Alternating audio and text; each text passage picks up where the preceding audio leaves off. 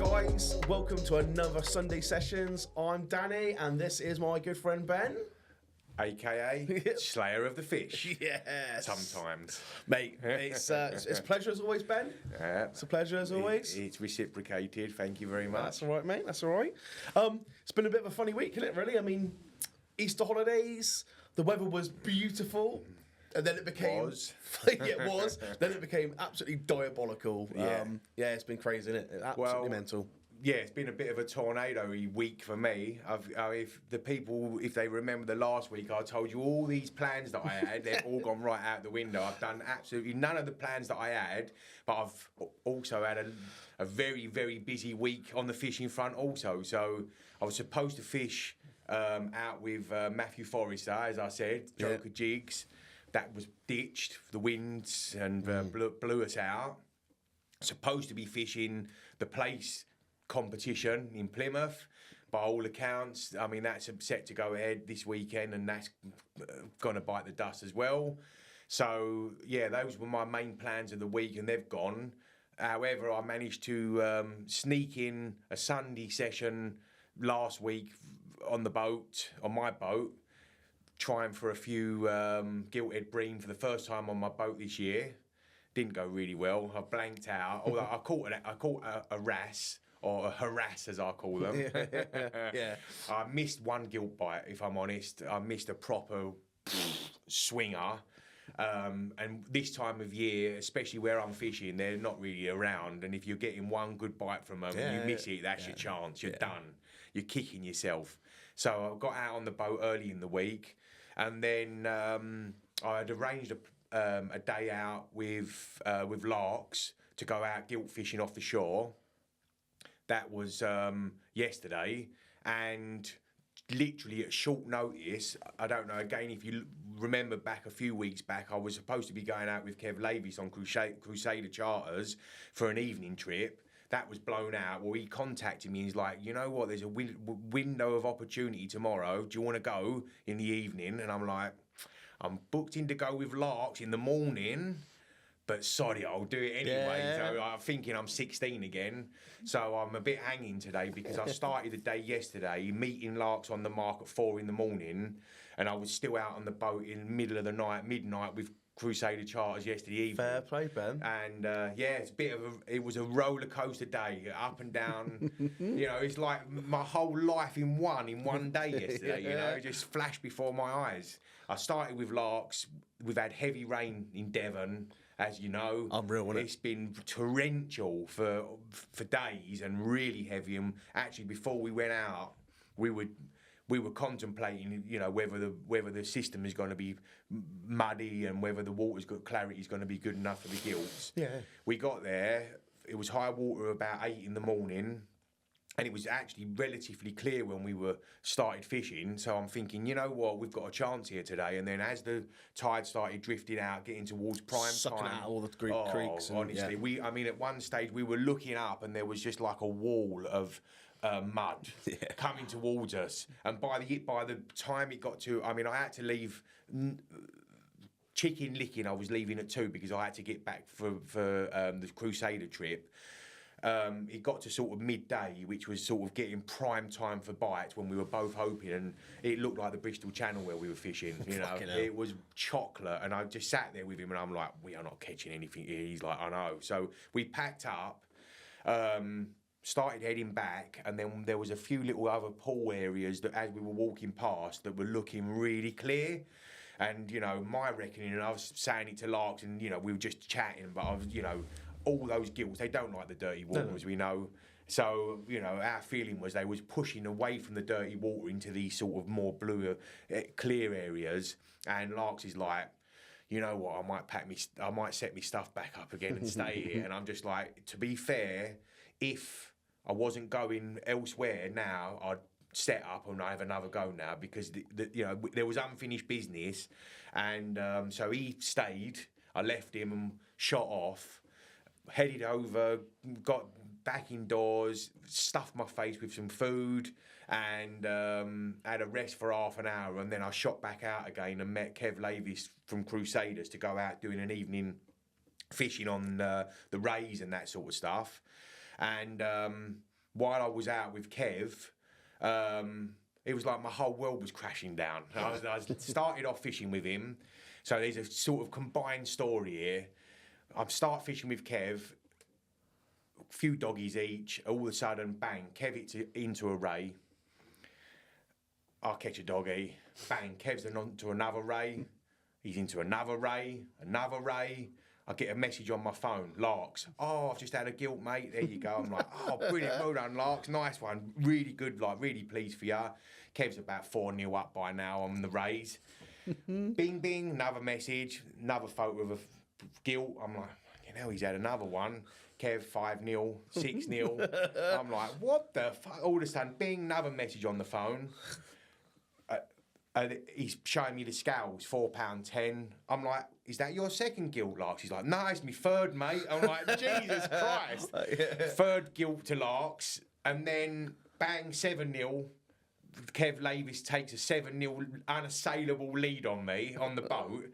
At that stage, I actually sort of look over the side and contemplate throwing yourself in. I looked over the side and I looked into the water and I saw a reflection coming back at me. It was like something from the Joker, you know, when he falls into that vat of fucking mass acid. I'm looking and I'm thinking, you know, deeper into it, you know, into the centre of the universe. It's like, is that actually me? Has a robot taken over my body? I'm 7-0 down. I've just walked away from a load of guilt heads. I'm like soul searching. Soul searching, yeah. Oh, big time, you know. After I sort of found out what the meaning of life was, found countless cures for different ailments around the world, I actually had an epiphany and thought, I changed my bait a little bit. So I cast a few new different baits out. Managed to nab a ray. And then that was it. I put it on record. Said we were filming on Kev's boat, on a Crusader charter. Sorry, and you know, I put it on record and said the comeback's on now. You know, 7-1 down. The comeback is on. 7-1, 7-2, 7-3, 4-5. I got to 7-5. It was getting a little late then. And we started talking about, like, we're going to throw it in. And I thought, I've got to give myself a chance to at least catch him up. So I had 3 baits left, 2 rods fishing and 1 bait prepared. And I said, you know, when these 3 baits are done, Kev, we'll throw it in. At least it gives me a chance to draw level. And then just on saying that, he nabbed another one into an unassailable 8-5 lead. I managed to catch 1 more as well. The tally on the end of the night was 8-6 to him. But it wasn't a competition, obviously. It was a good bit of fun and banter. Yeah. But, you know, at 7-0, you're thinking, something's gone on here, you know? Hello, darkness, my old well, friend. that was me. I'm just looking, I'm peering into the inky depths. And, you know, as the waves are rocking, I'm thinking, do I just carry on and head over into it? Or what do I do, you know? Yeah. But funny, you know, fishing's a funny game, isn't it? You know, I mean, it gets you. Yeah, I mean, I've said to Kev, and, you know, I always tend to hold my own. And that is the first whooping I've had like that. So it was 7-0 down.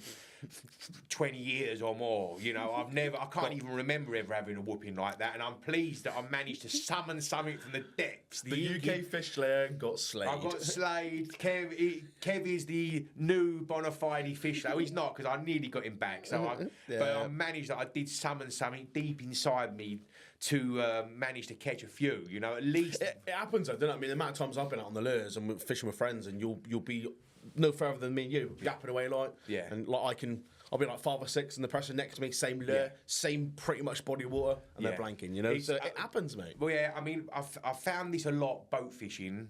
I know it sounds like excuses, but it's not. I managed to winkle 6 fish out in the end, you know. 6 to 8 anyway is a good enough tally. We only did, you know, X amount of hours. We weren't there for a long stint. But what I found with boat fishing, in particular with rays over banks, is that you can be literally fishing 5 yards off of the sort of the given bank and catching fish on one rod and the other rod won't get touched. And actually, I even said it while we were fishing, not to draw any excuses, but I'm like, you know, I think that we're just over this sort of edge of a bank or whatever, because while the boat was facing sort of in one direction, he had all those fish 7-0. And then as the boat turned around, obviously his rods were on the opposite side, and if that that bank was running sort of adjacent to us, and I went 6-1 in the second. So you're, in the second innings, I was 6-1. But it's true, and that just illustrates. And as we were talking yesterday on the boat, nothing's by chance or coincidence in fishing. No. You can't. By just sheer luck of the odds, if the fish were just scattered, you just couldn't go 7-0, 6-1. It can't work like that. No, we said it, I think, in the last podcast, that the watercraft stuff, the reasons why fish are there, why they're not there, location. It is a massive part. Like you said, you can go out and wing a fish here and there, but when it comes to like the nitty gritty, those little details can and do make a massive amount of difference. You notice it more in the shore because you're seeing the falling and the rising of the tides and the different features that watercraft seems to come in a hell of a lot more from the shore, but actually watercraft comes in a hell of a lot from the boat as well because you're fishing contours on the bottom. Yeah, right. Just make sure you're anchored over the right spot. Absolutely. Now I could blame Kev and say that he's slightly put the boat on that area, but I mean, they are a great charter outfit, but I don't even think even they're that good. To put you on that sort of situation where it's, skipper's bagging and you're 10 not. foot is different. But we ended up, as I say, with a nice tally of fish. We had a few spotties, mostly small eyes, 3 spotties in total. I had 2, Kev had 1, and happy, smiley faces all round. But, finished off late last night, got in, scrubbed up and that, and then back looking my bristling best for today's. Nice and early, yeah. Oh, yeah. But, that's it, really, So a bit of an up and down week. As I say, the weather is just playing havoc with everything, isn't it? And it's like, at this moment, it's almost like just grabbing anything you can get. Because we've got this massive area of low pressure over us, haven't we? And it's just like circling round. And 1 minute you're getting, again, going back to last week when I mentioned going out with Matthew Forrester, I sent him that picture and the screenshot of the weather was looking great, and I said, I've killed it. I killed it. Yeah. It went from looking at one weather forecast, sort of all in the blues, 4, 6 miles an hour and that. It sort of all the time, I switched on again, and it was like greens and reds. Southerlies, southwesterlies, 20 mile an hour plus, and I'm just like, oh God. I messaged him up and he's just like, we're dead, mate, that's not going to happen. And I'm just like, nah, I know, but what can you do? No. You can't, particularly with boats, you're at the mercy. But even, and again, even now, it's that bad at the moment, even on the shore. I mean, fair play to Larks. The master had a few fish again yesterday, but that first stint that we had, you had no chance. And we went there to fish that first stint. Yeah, absolutely, yeah. We had no chance, and we're just going because we desperately wanted to get out to go fishing, Yeah. Luckily, after heading sort of fishing for gilts on the boat, fishing for gilts with Larks, luckily I went out and got my string pulled a wee bit, and I'm back in the game on the raise, But I had it with mine. I mean, like I said earlier, I was some guiding yesterday morning, and we had that massive belt of rain coming in the day. Then absolutely unreal in the evening. Massive thunderstorms. It was rattling the ceiling. The water. I mean, the amount of water that came down was unreal. And like I said, I put a post up on the page. That was the closest I've come to cancer, and I think for a long time. And I spoke to the geezer Phil. He'd come down. From up Kent Way, South East Way.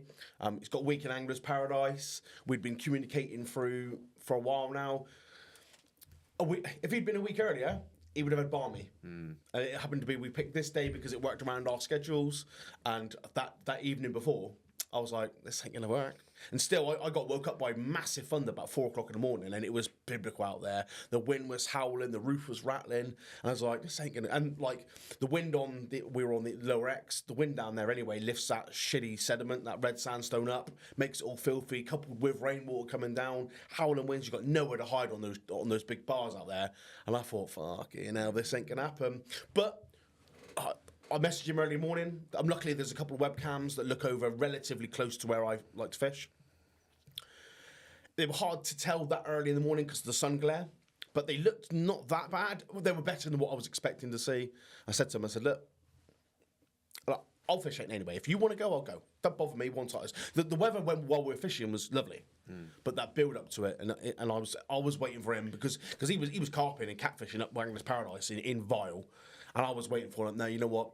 We've had a skinful of it the last 48 hours. He was like, no, I'm going to do it. Well, fair play to I him. want to do it. He does a lot of bass fishing from the boat. He's got a little boat moored up Kent Way. Does a lot up there, but his shore fishing is very limited. And the only shore fishing that he does do is with bait rods or a little bit of lure fishing. But the topography of the land is very, very, very different to what we have here. So he was dead excited to come down and do some extra stuff, a bit of wading and doing these creeks and these bars. So I'm glad we did it. We got there. I mean, the sun came in sort of late morning. It was gorgeous down there. It was hot. It was pure blue sky.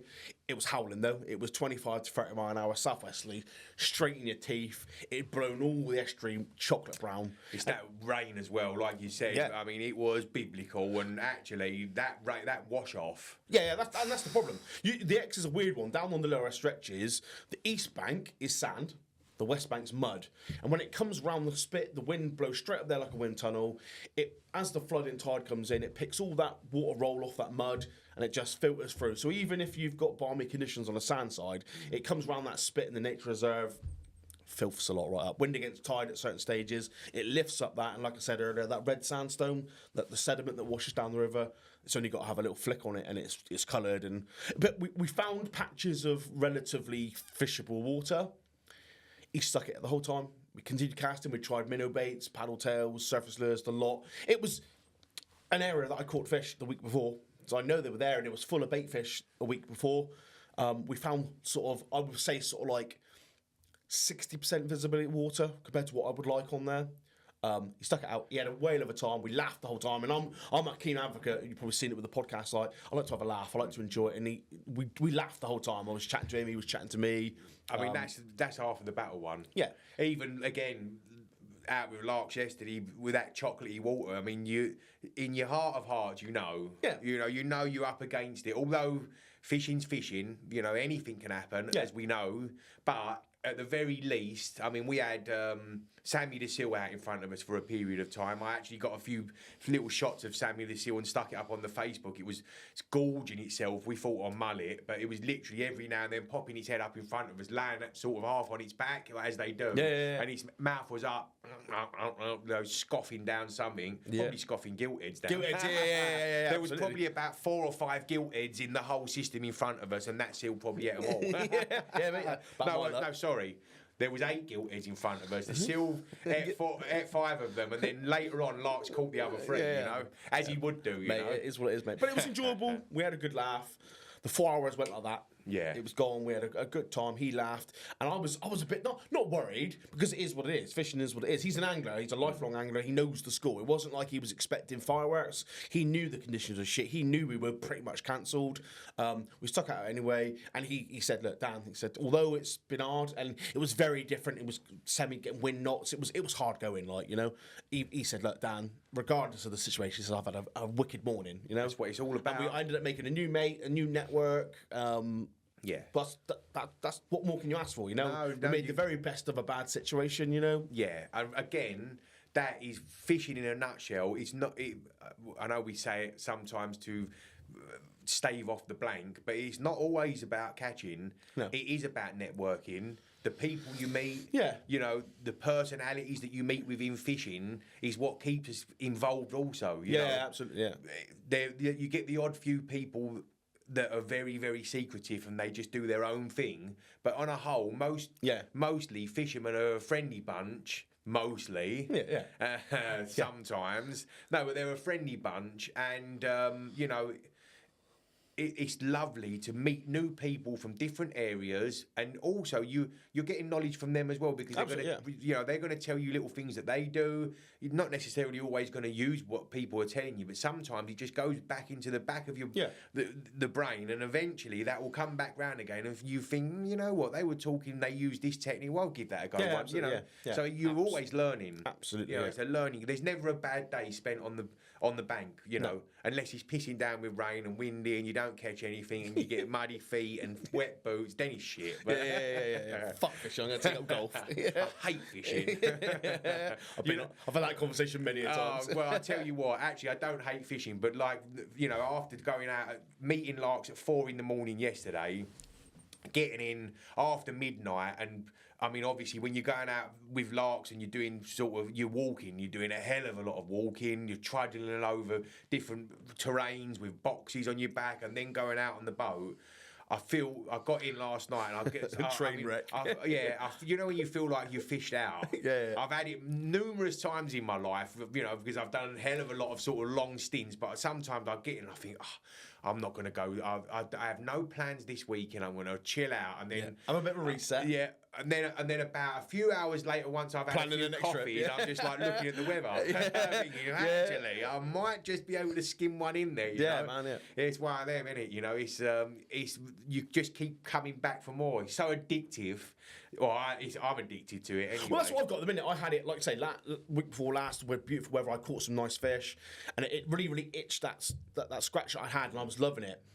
Then the weather came in, kind of ruined it a little bit for me. Like, not the end of the world, but as we said at the start, it's the Easter holidays. I've got my little girl on my own, like, so it's that. And like I said to you in the car, like, I've got that double-edged sword now, where I'm like, and I know what will happen. The weather will come in balmy, and the conditions will be great. But actually, next week it's coming decent. Yeah, my childcare is going. She has family in Australia, so she's off to Australia for 3 weeks now. So that's like my kiddie cover that I have, double fucked. Yeah, so that's me now. Life gets in the way. But it's a good time of year to happen. I'm going to get out. I'll do sessions around school and work and things like that. Yeah. And she'll get out here and there, like. But my opportunity to be able to just take her to nanny's on Friday and have a Sunday because I want a bit of time off or midweek. Yeah, that's done now for the best part of the month. That lifestyle's for a 16 to 18-year-old. That's it, mate, No commitments, living at home with mummy, don't need to worry, and then you can just shoot off and do what you want. The thing is as well, Florence loves fishing. She's got a little set of waders and whatnot, so actually where I was guiding yesterday, super safe for kids to fish, so if the weather comes good, she's dead excited. She's got a little pink rod. Sounds like you're planning a little session for her to get involved. The little chubs will be coming with me, don't you worry about that, mate. Well, why not? Yeah. You know what? It's brilliant. I love seeing the kids getting involved. She really wants to catch a bass, so she's been with me piking, she's caught carp with Grandad, she's caught stacks of perch, lure on the river, drop shotting in the river. Yeah. That's her favourite thing. I set up this little log we got, and she casts out herself, I set up a little drop shot. She doesn't need to work it, she just holds it in the flow, just so her yapping and moves the rod enough, the perch grab it. She's had perch to £1.5 pound, you know. She really likes that, but for a long, long time now, for certainly well over a year, she's specifically has to go bass fishing. Yeah. We've got family that live quite close to the sea area that I'm going to fish.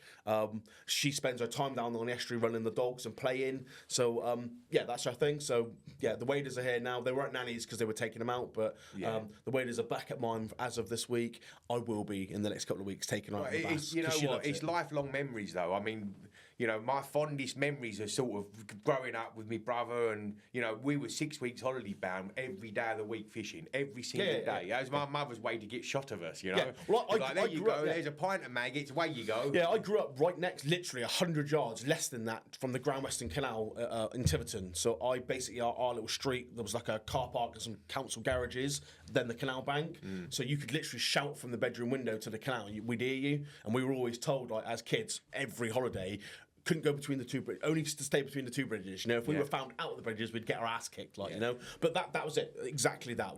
We grew up fishing for perch and pikes, lure fishing. But you don't look back on those days now thinking badly of them, do you? No, loved it. Great loved every minute of it. Yeah, I mean, that's doing a full circle, actually, and talking about some lovely fishermen, and there's lovely people. There's also a load of dickheads involved in fishing. There is some dickheads in fishing, and I mean, I saw, you know, I'm just on the subject of kids fishing, and I love seeing the youngsters getting out fishing, and on, you know, my Facebook presence, I'll always put a little positive comment up, no matter what they've caught or whatever, because I just think if they've caught a stickleback and they're happy with it, happy days. Good, you're planting that seed. There was a boy posted up a post on one of the well-known shore fishing sites this week. He caught some dogfish and he was stoked with them. I think he must have probably been about 10 or 12 years old. He's a little kid, you know.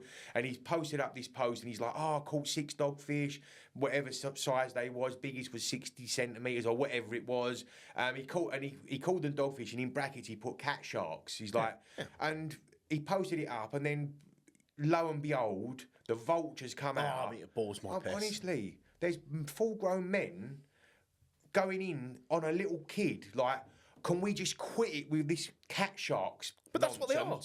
You know, and like, oh mate, you need to learn, like you'll soon learn that they're no good to catching out. I'm like Oh my God. he's a 10-year-old. It's embarrassing, He's man. enjoyed catching his dogfish, Deeply you know. embarrassing. I don't get involved with having rows with people online because that's just silly. But what I do is I just show some encouragement. I posted up to him and I said, well done, young gun. You know, if you enjoyed yourself and you're happy with what you had, that's what it's all about. You go and have another day on the cat sharks. Yeah. You know, enjoy yourself. Don't listen to idiots telling you that because they don't like catching a cat shark or a dogfish, whichever you want to call them. Man, balls my it's chest, crazy. Man. Unreal, man. And to think that you've got a full-grown bloke actually Blokes, yeah. anything other than giving the positivity to this kid.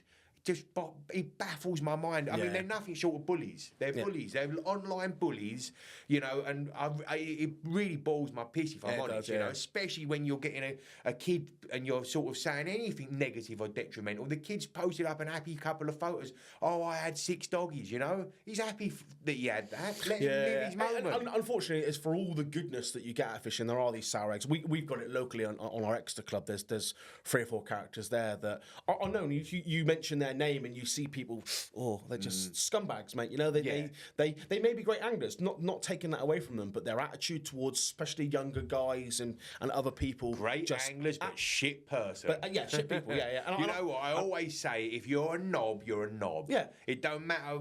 And you know the thing is with knobs and dickheads, they cannot keep their mouth shut. They have to become the knob and the dickhead they are at some stage. You could spend a day with them and they could be on their best behaviour, and at one stage that old ugly monster will rear its head and they will say a dickhead remark, they will say a dickhead comment because they can't help themselves. No. Can't help themselves. No, we've got that locally to us, and unfortunately, I've grew out of it now. But I got the tail end of some of that stick when I was younger, catching lots of pike on that water, and I got it a lot, you know. And I heard it the other day. It was the green iron monster as well. Working in a shop, I had it the other day. A young lad came in and said, "Oh, I was speaking to a guy the other day. I was lure fishing, doing nothing wrong whatsoever."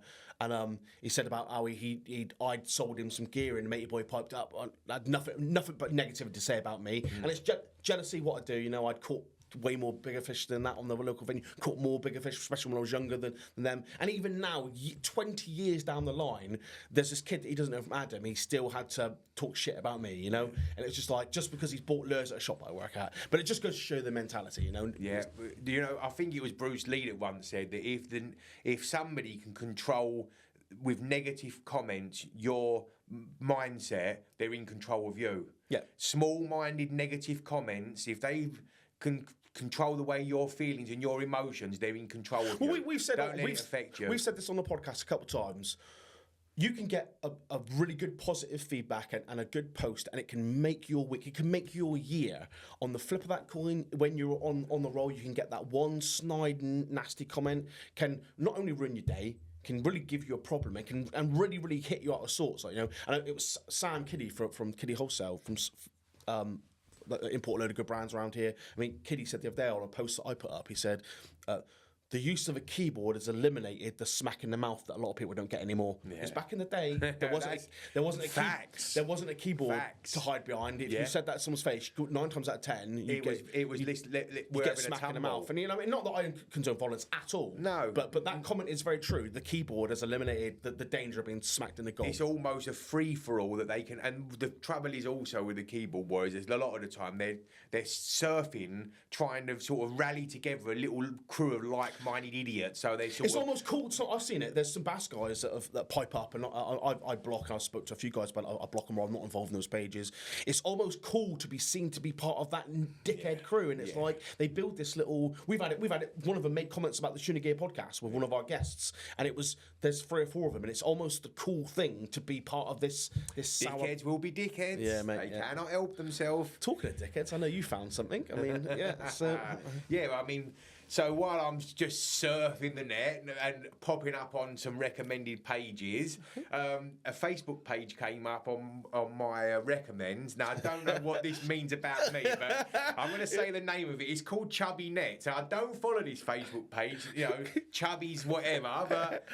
Be very careful when you're searching chubby.net or anything like that. Chubby.net. Do not search it on Google. It's on Facebook, but actually it's one of these going back to this few weeks back, the tarpon guy. Yes, the tarpon guy that you brought up. It's another nutty American video where you've got a couple of people fishing, and now I do follow quite a few American social media sites or content creators, and it always seems to be a regular occurrence that pops up that people get very possessive about. They've got sort of a little house next to the water with a little ramp and their pontoon boats, and there. and anybody fishing in that sort of stretch of water, they get on one about it. Well, this one here is taking it to the next level. I mean, in my opinion, taking it about tenfold up, because what actually happens here is there's a couple of, if we can get it up. There we go. There is swearing. There is swearing, yeah. Now, there's a couple of people fishing on a boat. They're licensed fishermen of some sort. They've got a kid on the boat as well. He's about 10 or 12 years old. They are hurling a bit of abuse back to the dock, if I'm honest, poking the bear, so to speak. But what goes on, if we just watch it in a mo... Can't get your boat out of the fucking lift, you fucking Yankee fuck. You Yankee fuck. He brings a gun out, and my little brother's on this fucking boat. So he's already threatening about guns. Yeah, so the guy, the main guy has rushed in, got irate and saying, I'm getting my gun. Here we go, look, yeah. Look, I got you on video, bro. Hey, you're the next Brock Warner, buddy. Brock Warner's the tarpon guide. You're on private property. Here he comes. Look at this twat, look. Look, he's got a fucking gun. Hey, I'm going on Google Maps. Hey, look. For the audio guys, we've got the video up on his Facebook, and basically, chaps come down to the end of the pontoon with no top on, with a gun in his hand, threatening them. He's got a handgun. Come on, buddy. I mean, that is just mental, isn't it? Hey, look at Jacob. There's a child on the boat. There's literally a kid. I don't know. I mean, I'm not good with ages. What is he? 10, 12? Yeah. He's a kid, isn't he? Young kid. Hey, you just threatened a fucking kid. He's crazy. Hey, bitch, fuck you. Unreal, isn't it, man? Yeah, and I mean, that sort of stuff there, I mean, I look at the Americans, they are mental, aren't they? You know, any American listeners, then sorry, but you are mental. Absolutely mental. I just think, for me, we've said it before, fishing can be the most positive and most amazing pastime ever. Enriching, provides lifestyle and pleasure for so many people. We do have these pockets, and we've seen it. I guess what's happened recently is kind of the hype of obviously that tarpon guide that kicked off. I guess social media is a good tool for promoting yourself in a positive way, but also when shit hits the fan, it's also the rope that will hang you as well. And I think it's been highlighted by what's happened recently. These arseholes are being posted. Surely that, I don't know what the laws and the rules are in America. I know they love their guns, but that's got to be illegal, isn't it? I mean, there's no reason. There's no reason for this guy to get a gun out. You know, I mean, he's walking up the back. I don't know. I hate guns. Yeah. I'm all for old-fashioned fisticuffs. You know, if two people really want to get it on, then get it on. You know, have it out, get it on, sort it out, and that's it. You know, dust yourself off afterwards. But you know, guns are such a cowardly thing. I hate them. And for this guy just to be wandering about, I mean, he could go off. He's got a kid on the boat. Regardless if he's going to use it or not. Even if it's empty, you know, just threatening with a kid on the boat for the sheer fact that they're fishing near their dock. Yeah. I mean, and this is back to what I see a lot of in the sort of the American socials, is they get it a lot. You know, you get... Didn't seem that close. It's crazy. No. I mean, if he was right next to it or casted into the garden, Aaron, you could, boys, come on, this is mine. But like I say, what was he, 20 yards off the end of his pontoon? Yeah, I mean, and this is, again, probably from my British perspective, I'd shit myself if somebody come brandishing a gun at me, you know, because we're just not familiar with it. But it seems like they don't even. It's like part of culture over there, isn't it? Oh, you got a gun, go on, wave it, go on, shoot it off. At one stage, he even says like, go on, fire it over, and I'm just like, good one, yeah, you know, different man, isn't it? Crazy, absolute mental, madness, you know. Absolute but mental. It's a different world. Luckily, over here, we don't necessarily have too much of that. Well, we don't at all, do we? Well, I mean, again, you know, not to get involved with any form of debate about that, but it's a good thing we don't have guns, you know, like handguns and that, you know, legal handguns, because absolutely. when you've got that sort of stuff, you've got dickheads like that, and they're doing that sort of stuff. People just think they've Charlie Big Bollocks, oh, I've got me gun, I'm going to wander around brandishing it, you know. We don't need that. The world doesn't need that. We don't, and this is part of our podcast and something that people will see all the time. We're about making this fucking awesome, and because fishing is fucking awesome at the end of the day. So although that does happen, we're lucky that we don't get too much of, certainly not escalating like that, but we're lucky that fishing is a little bit more softer and tamer than that over here. You know? Not to say that, I mean, I've heard of all sorts happening on cop syndicates where people have been beaten up and stuff stolen, so it does happen, but luckily we're different cultures, aren't we, over here? And like we've always promoted, fishing is fun, get out there and have a laugh in it, you know? So just keep the Karens away, keep their mouth shut, and just enjoy our stuff, you know? Nice, man. Yeah, don't stab the guy that's trying to give you some entertainment, the Facebook guy, or the YouTube guy, you know, don't start diving in because they might have revealed a mark. That's it, exactly it. I mean, this week's come on and it's one of those. It happens. It does happen. You're a digital content creator. I've created a lot of digital content over the years. You are going to give away the odd mark, you know, but also as well, if people know the mark, then that's on them. And at the end of the day, like you've said, I mean, I know how you like to conduct yourself with your fishing known marks. You're not going to the secret spots, and if you do go somewhere that's slightly more off the beaten track, you're sensitive about how you film If I'm sworn to secrecy, I try to be very sensitive about the way and the angles that I film. If most of the time I'm fishing known marks. I never name the marks when I'm fishing on my videos. I'm not like, oh, I'm down, you know, such and such mark here. There's a pin drop. Get down there, guys. No, what I do is just say, look, we're here in this area, you know, and that's a vast area, fishing for maybe this species. If you know the mark that I'm fishing by the background, invariably you have been to that mark. Yeah, you know it. Yeah. You know the mark by the background and where I'm fishing. You know that mark, which means that you've been there, and you're probably going to go there again. I'm not revealing anything. You're not going to find a mark out by the background of a bush or a little bit of the water. On Google Maps. Unless you already know it. Unless you know it. Yeah. So, you know, people get so on one about this and they get so tetchy. There's another thing, with the fishing fraternity, that's what they do, you know. It's like, oh, revealing my mark. That's not your mark. You know, if I rock up to a mark and there's somebody fishing it, then that's good luck to them. It was more for me for getting there late. Yeah. Because everybody, as long as you're not going over private land or you're not trespassing, if you are on public land and you are fishing a mark that's public, available to the public, you have no right to fish it any more than I do, any more than he does. If you're there first, you're fishing that mark. Too bad. Yeah. You know, and if you catch a great fish from that mark and post up a photo, and invariably you'll get the people that are looking at headlines.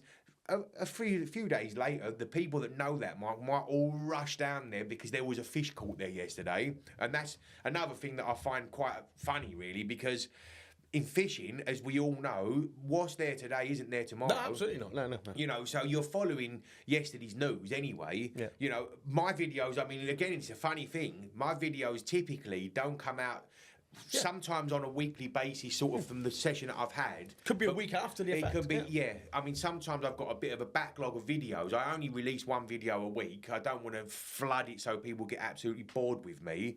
One video a week. I like to make a good quality video a week. But that video, I may have filmed it 2 or 3 weeks ago because I've sort of got quite a hectic schedule. Absolutely, and if things are happening in different fishing areas, I'll go and do this, do that, and all of a sudden I've got 2 or 3 videos I'm sitting on. I'll trickle them out. You may be watching something that I caught a couple of weeks ago, and if you're chasing down to that mark on the strength of that, then, you know, if you know that mark and you're clocking that time of year and you're saying, well, this is how he fished it, it's giving me real good tips and hints on how to fish it, and I'll give that a go, then fair play to you. But if you think you're going to just go and catch fish based on somebody who caught a fish there yesterday or last week, that's just nonsense, you know? Absolutely, but funny old game, and like I said, it's, I think we just said it a minute ago, behind the keyboard is giving a lot of people an opinion that sometimes it's right, is it wrong? I don't know.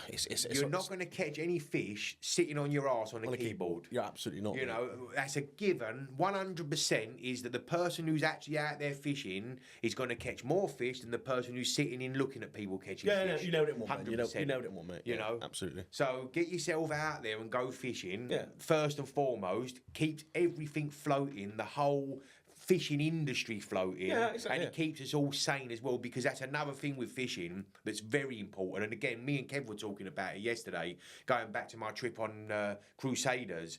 Mental health. Mental health, yeah. Going out fishing, having a bit of a bonding session. Yeah, that's bonding. Not yeah, we know your search history, Ben. Yeah, that isn't chubby nets bonding. But no, go out, have a bit of a male bonding session, have a laugh, bit of banter, catch a few fish if you can. It's good for you. Yeah, mate. It's good, and it doesn't matter. You, me, every one of us are in need of that release. Yeah, spot on, mate. It's good for you. You know, get out fishing. It is so good for you. I think that is because we're cracking on a bit. I think you couldn't end it in a better way. In a positive vibes, mate. So, fair enough. I mean, you nailed it in one. Go out, have fun. While the weather's good, the weather's getting good. Spring's here. Summer's going to be around the corner. Let's get out, go fishing, and enjoy ourselves, mate. You know, and that's a message everyone can take away with it. Definitely. Just enjoy have a bit of if fun, you catch mate. or you don't, enjoy it. Even when your fishing mate's a prick, you know. If your fishing mates, if you're out with one of them knobheads who has to be a knobhead, then just put him up the other end somewhere and go further away, and make sure you catch a bigger fish than him, so he can be really sour all day. Nailed it, mate. Nice one, Ben. Thank you very much, mate. Thanks for coming back. No problem. Always a pleasure, never a chore. Exactly, mate. Exactly, mate. We haven't been kicked off the air yet, so we must have been doing something right. Well, there's a few people out with banners out there. I don't know whether it's to do with the farming and the demonstrations for that, or they would say something about fish layer. You know? Nice one, man. Right, guys. Thanks again for us and our Sunday session.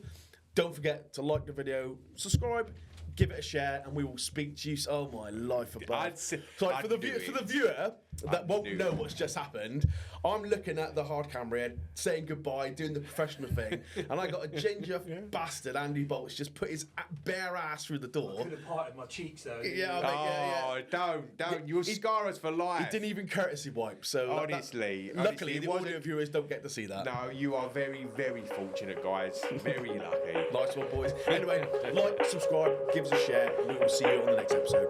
Cheers.